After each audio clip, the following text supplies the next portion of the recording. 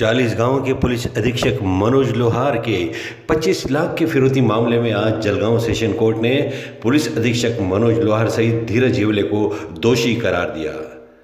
सजा आने वाले 19 जनवरी को सुनाई जाएगी, ऐसा कोर्ट का कहना है। 16 साक्षीदारों की जांच के बाद न्यायालय ने पूरे 9 साल बाद चालीसगांव के उत्तम नारायण महाजन को न्याय मिला, ऐसा वे खुद मानते हैं। इस खबर से समूचे महकमे में एक खलबली मच गई है। देखना है जलगांव सेशन कोर्ट 19 जनवरी को किस तरह की सजा इन दोनों अपराधियों को सुनाता है।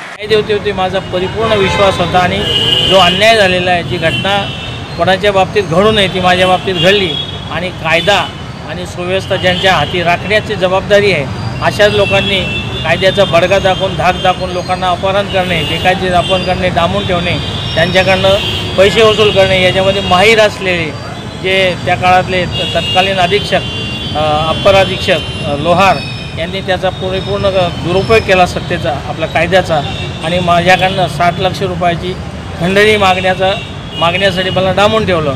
60 लाखावर 50 लाख, 50 लाखावर 30 लाख, 30वरती 25 तडजोड केली आणि 25 लाख रुपये मी जोपर्यंत देत नाही तोपर्यंत मला वेगवेगळ्या ठिकाणी, म्हणजे जो सोबतचा जो गुन्हेगार आहे धीरज येवले, त्याच्या काकाच्या घरी रात्री 11 ते 2 डांबून ठेवलं। 2 नंतर तिथून स्पॉट बदलवला, त्याच्या स्वतःच्या घरी पवारवाडीत डांबून ठेवलं आणि माझी मनस्थिती, माझ्या घरचं माझं कुटुंब हवालदिल अशा काळामध्ये झालं होतं। माझ्या जीवाचं काय होईल याची मला चिंता लागलेली होती। परंतु त्याच वेळेला माझा मुलगा याने त्या तत्कालीन अधीक्षक जे होते आपल्याकडे, एक अत्यंत चांगला अधिकारी SP रस्तोगी साहेब यांच्याकडे फोनवरती आणि फॅक्सद्वारे कंप्लेंट दाखल केली। त्यांनी त्याची दखल घेतली आणि याच्याशी बोलणं केलं तर हा खोटं बोलला त्यांच्याशी। त्यांना सांगितलं कालच 2 वाजता डॉक्टर उत्तमराव महाजनचं 30 तारखेला त्यांच्या तक्रारदाराची त्यांची बैठक घेतली, त्यांचा समझोता झाला आणि त्यांना सोडून दिलं। वास्तविक मी त्यांच्या ताब्यात होतं त्याही पिरियडमध्ये आणि अशा पद्धतीने सगळ्या घटना मला डांबून ठेवलं।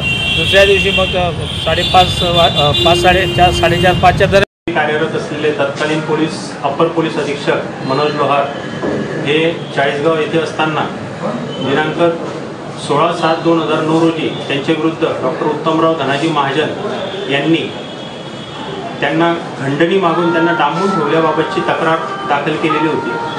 त्यामध्ये सुरुवातीला जी तक्रार दाखल केलेली होती ती एकूण 2 लोकांच्या विरुद्ध होती। त्याच्यामध्ये अप्पर पोलीस अधीक्षक मनोज लोहार आणि त्यांचा साथीदार धीरज यशवंत येवले यांच्या विरुद्ध ती दाखल होती। सदर गुन्ह्याचा जो तपास होता तो गुन्हा अन्वेषण विभाग यांच्यामार्फत करण्यात आलेला होता।